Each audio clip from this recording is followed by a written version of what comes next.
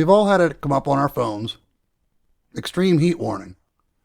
It could be challenging enough to deal with air so hot your body seems to start sweating just looking outside the windows of an air-conditioned building. But what if you have to be outside? What if you're stuck in a place like work, school, or at an event where you're at the mercy of the decision and planning of others for your own health and well-being?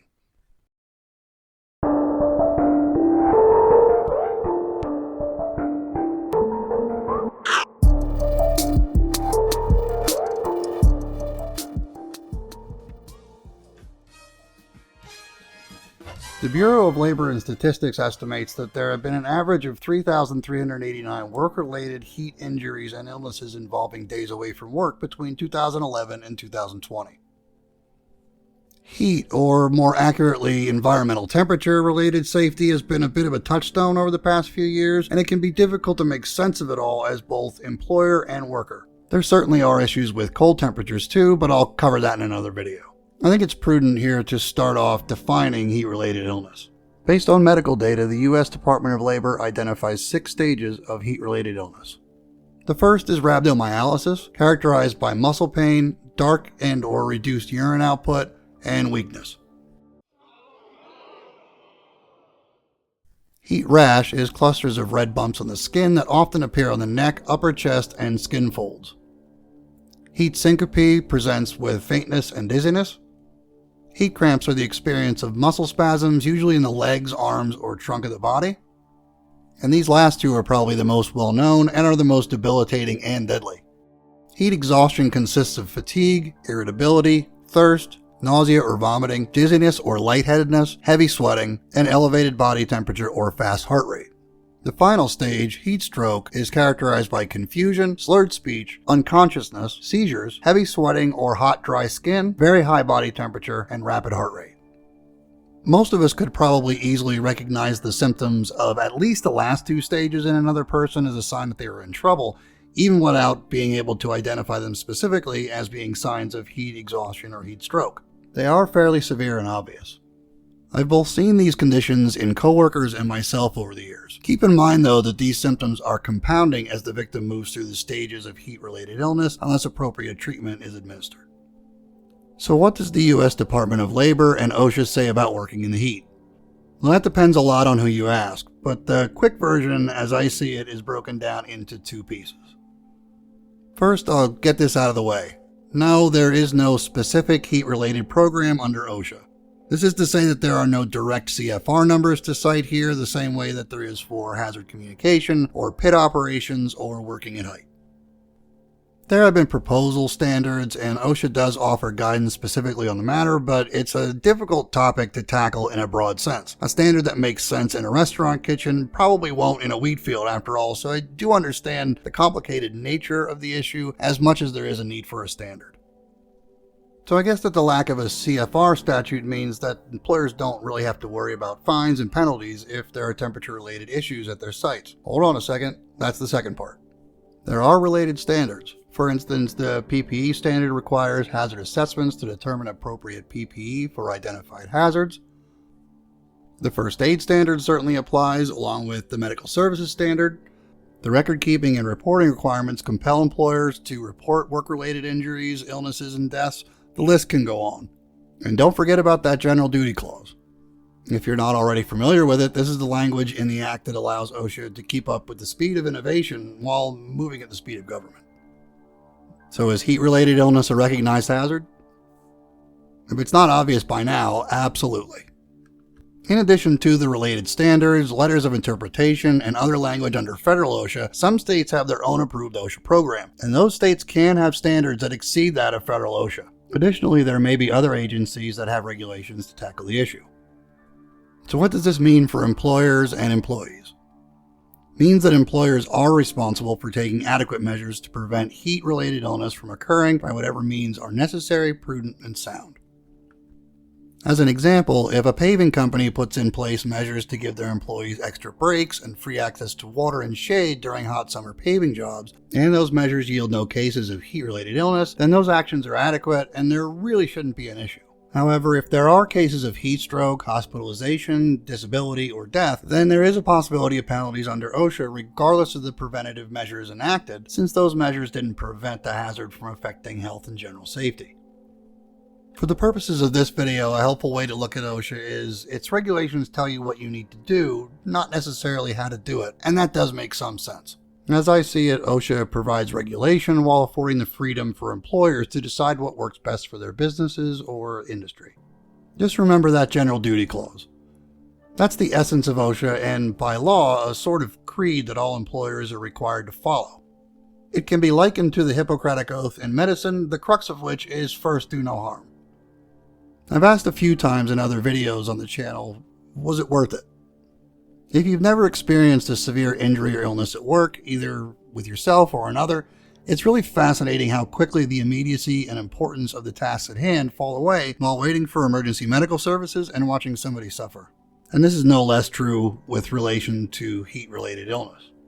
These issues definitely go underreported and undertreated. Think back on times when you knew you were starting down the road of the 5 stages previously highlighted. How many times did you brush it off and continue working? I know I've made it to the beginning stages of heat stroke a few times in my life, and I haven't said anything. A construction worker died after pouring concrete in 95-degree heat. He worked in direct sunlight, came home exhausted, and skipped dinner before going to bed. He died before he could be treated for heat stroke. In 2013, a construction worker collapsed on the job due to heat stroke after neglecting to hydrate properly at 105-degree heat with a heat index of 112. A delivery driver developed heat cramps and heat exhaustion after a sudden heat wave and was hospitalized for 2 days with acute kidney failure. And a warehouse worker in California experienced heat stroke and was hospitalized after working in a hot metal warehouse for hours.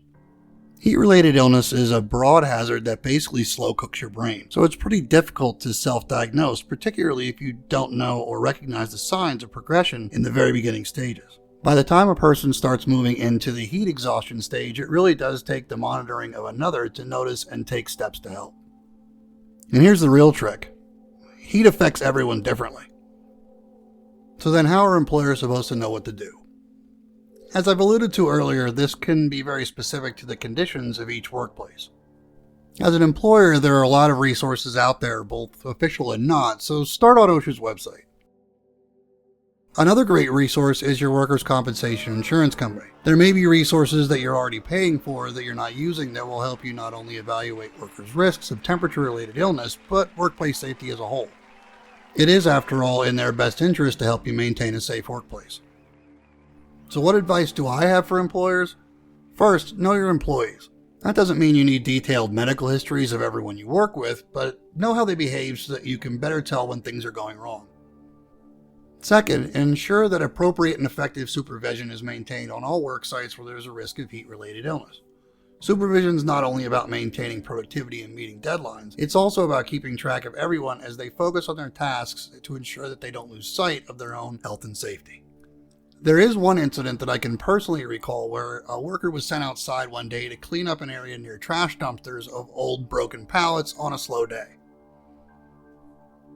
The temperatures were climbing into the mid to high 90s, and the facility was already alert to the issues related to the higher temperatures. There weren't generally a lot of outside activities at this location, so the majority of the focus of the supervisors was always inside. I don't want to go so far as to say the worker outside was forgotten about, but while focused on the task, they didn't take a break for nearly 3 hours, resulting in a trip to the ER for fluids and treatment for mild heat stroke.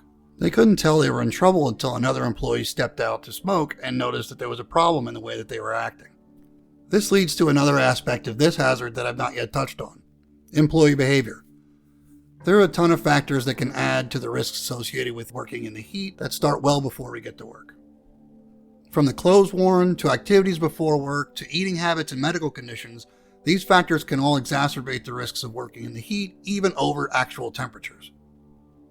How many of these do you see at the job site before the start of a shift? And how many times have we said something like, "Suck it up, buttercup," "stand in the pain," or "just get it done" to a coworker? As with a lot of safety topics, there is a 50-50 spread between employee and employer responsibilities when it comes to safety. And I've said it in other videos on the channel and an awful lot in real life. An organization's culture is determined by what employees learn on the job, much more than what they hear in a training session or a toolbox talk. That means it's on everyone watching to help change how we treat heat-related illnesses at work. We're the ones setting the examples now. There's something about workplace safety that has always fascinated me that I think is particularly pertinent to this topic. Just because we had to suck it up doesn't mean that was the best thing for us, and just because we may be quote-unquote initiated doesn't mean we have to visit that on others. Shouldn't we be trying to make things better?